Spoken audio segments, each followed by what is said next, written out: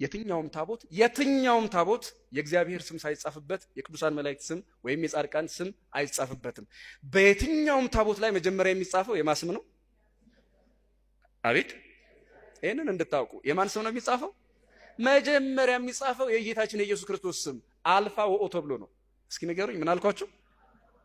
መጀመሪያና መጨረሻ ተብሎ ነው የሚጻፈው። መጀመሪያ እሱ ክርስቶስ ነው፣ መጨረሻም እሱ ነው እና ይሄ ይጻፋል። ቀጥሎ ለምሳሌ እዚህ እመቤታችን ከሆነ እመቤታችን አለ፣ የቅዱስ ሚካኤል ከሆነ ቅዱስ ሚካኤል፣ ቀጥሎ እንደዛ ነው የሚሆነው። አይ እንዴት ከክርስቶስ ጋራ ደግሞ የፍጡር ስም አብራችሁ ትጽፋላችሁ ደግሞ ይላሉ፣ ይቀጥላሉ እነሱ። ገብቷችኋል አይደለ? የክርስቶስ ስም ከተጻፈ አይበቃም ወይ? ለዚህ ነው እኛ ጣዖት ነው የምንለው። ከፍጡር ጋራ ተመልከቱ፣ ከፈጣሪ ጋራ የፍጡር ስም ጽፋችኋል ይሉናል። ደግሞ ከምን ጋራ ምን ጽፋችኋል? አቤት! ከፈጣሪ ስም ጋራ የማን ስም ጽፋችኋል? ስለዚህ ጣዖት ነው የምንለው። መጽሐፍ ቅዱስ እዚህ በኖረኝ ጥሩ። መጽሐፍ ቅዱስ ብላችሁ ስልካችሁ ውስጥ ያለውን አስቡት። እኔ ይሄን ስልክ ስለምጠቀም መጽሐፍ ቅዱስ ላይ የእግዚአብሔር ስም አለ የለም? የሰዎች ስም አለ የለም?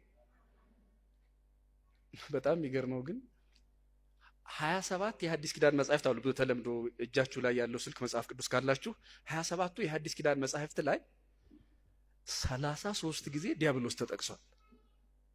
30 ጊዜ አልኳችሁ። የዲያብሎስ ስም የተጻፈበት መጽሐፍ ቅዱስ፣ የጻድቃን ስም የተጻፈበት መጽሐፍ ቅዱስ፣ የእግዚአብሔር ስም የተጻፈበት መጽሐፍ ቅዱስ ዝም ብሎ መጽሐፍ ነው ወይስ መጽሐፍ ቅዱስ?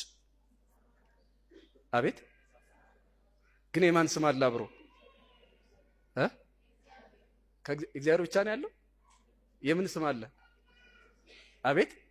የጻድቃን ስም አለ። ሌላስ የማን ስም አለ?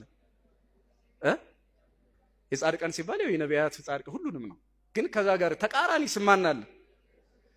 እንደው የሐዲስ ኪዳኗን ብቻ መርጠን ብናይ በጣም የሚገርመኝ አሁን 33 ጊዜ የዲያብሎስ ስም ስለተጻፈ ይሄ መጽሐፍ ቅዱስ ርኩስ ነው የሚል ጴንጤ የለም። ስንት ጊዜ ስለተጻፈ? የዲያብሎስ ስም ተጽፎበታል።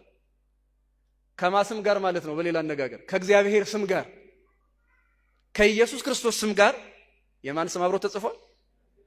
ግን መጽሐፍ ቅዱስን ምን ብለው ይጠሩታል?